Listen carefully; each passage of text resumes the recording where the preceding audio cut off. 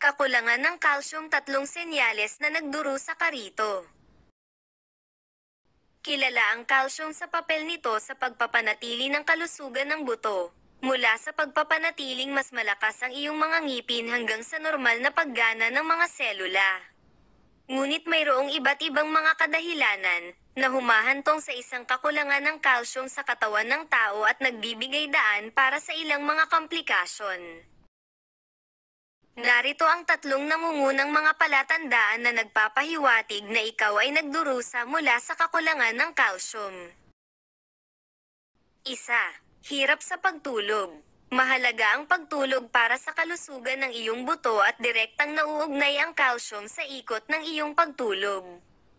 Ang antas ng calcium sa iyong mga buto ay tumataas at bumababa kapag ikaw ay natutulog at ito ay umabot sa pinakamataas nito kapag ikaw ay nasa malalim na pagkakatulog. Ito ay nagpapahiwatig na kapag hindi ka makatulog ng maayos, ito ay isang babala na senyales ng kakulangan sa calcium. Mayroong iba't ibang mga pananaliksik na nakumpirma na sa pamamagitan ng pagtaas ng antas ng calcium, posible na maibalik ang normal na cycle ng pagtulog ng isang individual. May kaugnayan din ito sa papel na ginagampanan ng calcium sa paggawa ng sleep hormone na tinatawag na melatonin. Kapag ang nilalaman ng calcium sa katawan ay talagang mababa, ang hormone na ito ay hindi nagagawa, kaya't nahihirapan ang isang tao na makatulog. 2. Kahirapan sa pagkawala ng dagdag na pounds. Ang isa pang nakakadismaya na aspeto ng buhay ng sinumang individual ay ang kawalan ng kakayahan na matanggal ang labis na pounds.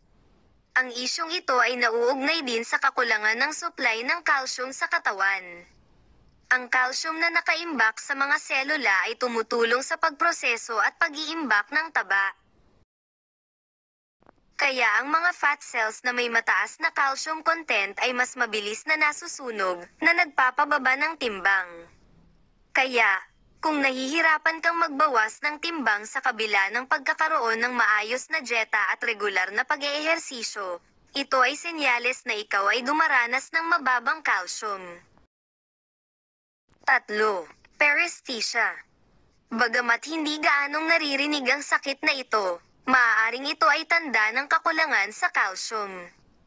Ang paresthesia ay isang sakit sa nerbiyos na nagiging sanhi ng panginginig, pamamanhid at pagkawala ng sensitivity. Maaari rin itong humantong sa mahinang konsentrasyon, amnesia, pagkalito, kapansanan sa pandinig, pagkibot at iba pang pisikal at pati na rin sa neurological na kapansanan. Ito ay dahil ang mababang calcium sa dugo ay konektado sa kalusugan ng iyong mga ugat. Ang kakulangan ng calcium ay maaaring magpakita mismo sa iba't ibang intensity, mula sa hindi umiiral hanggang sa minimal hanggang sa malubhang antas. Ang talamak na kakulangan sa calcium ay maaaring humantong sa mga sakit na nagbabanta sa buhay tulad ng rickets, osteopenia, at maging osteoporosis. Sa makatuwid, hindi mo dapat balewalain ang mga palatandaang ito at kumonsulta sa isang eksperto ng walang pagkaantala. Disclaimer, ang nilalamang ito kasama ang payo ay nagbibigay lamang ng generic na impormasyon. Ito ay sa anumang paraan ay hindi isang kapalit para sa isang kwalipikadong medikal na opinyon. Palaging kumonsulta sa isang espesyalista o sa iyong sariling doktor para sa karagdagang impormasyon. Hindi inaangkin ng LCT ang responsibilidad para sa impormasyong ito.